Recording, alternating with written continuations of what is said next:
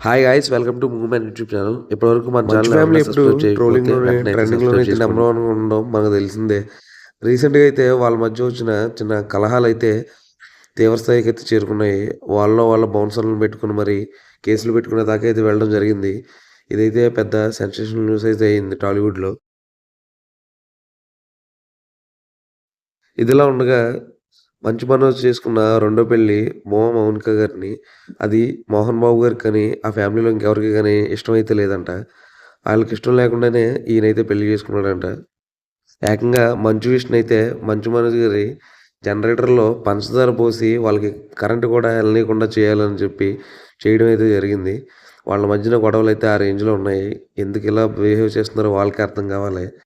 ఇదిలా ఉండగా ఈ మంచు మనోజ్ దంపతులిద్దరూ అయితే మౌనిక గారు గాని, మంచు మనోజ్ గారు గాని జనసేనలో అయితే చేరబోతున్నట్లు సమాచారం అయితే అందుతుంది. రీసెంట్‌గా అయితే వాళ్ళిద్దరూ ఒక నిర్ణయం అయితే తీసుకున్నారంట. జనసేన పార్టీలో జాయిన్ అవ్వాలని, తర్వాత ఎమ్మెల్యేగా కూడా పోటీ చేయాలని అయితే వాళ్ళైతే అనుకుంటున్నారంట. సో, చూద్దాం మరి. ఈ 2, 3 డేస్‌లో అయితే జాయిన్ అయ్యే ఛాన్స్ అయితే ఉందని చెప్పేసి సోషల్ మీడియాలో అయితే పెద్ద ఎత్తున ప్రచారం అయితే జరుగుతుంది. ఇది ఎంతవరకు నిజమో అయితే మనం వేచి చూడాలి. మంచు ఫ్యామిలీ ఎక్కువ జగన్మోహన్ రెడ్డి గారికి చాలా సన్నిహితులన్న సంగతి మనకు తెలిసిందే.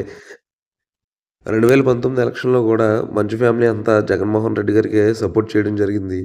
కాకపోతే ఆ తర్వాత వీళ్ళకి ఆశించిన ఫలితాలైతే ప్రభుత్వం దగ్గర నుంచి గాని, జగన్ గారి దగ్గర నుంచి గాని రాబట్టలేకపోయారు. అందువల్లనే మేబీ ఆ తర్వాత చాలా సైలెంట్‌గా ఉండిపోయారీళ్ళు. ఇప్పుడు ఈ ఫ్యామిలీ గొడవల నేపథ్యంలో మన మనోజ్ గారైతే జనసేనలో చేరాలనైతే డిసైడ్ అయినట్టు మనకైతే తెలుస్తుంది. ఎందుకు ఈ నిర్ణయం తీసుకున్నారో తెలియాలంటే వేచి చూడాల్సింది. చూద్దాం మరి అఫీషియల్‌గా ఎప్పుడు జాయిన్ అవుతారో జనసేనలో. పవన్ కళ్యాణ్ గారు వీళ్ళని యాక్సెప్ట్ చేస్తారా లేదో అది కూడా తెలియాల్సిందే.